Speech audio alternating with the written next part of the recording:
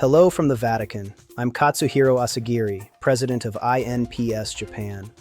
From July 14th to 16th, the Vatican will host the Global Nobel Laureates Assembly on Artificial Intelligence and Nuclear War at Castel Gandolfo.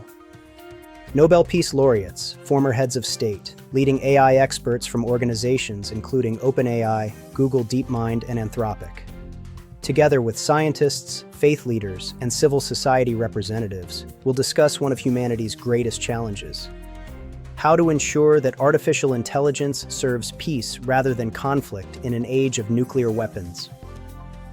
The meeting will conclude with the presentation of the Rome Declaration for an Unarmed and Disarming Peace, which could help shape future international discussions on AI governance, nuclear risk reduction, and global security.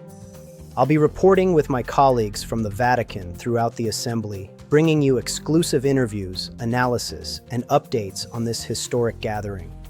Please stay with INPS Japan for continuing coverage.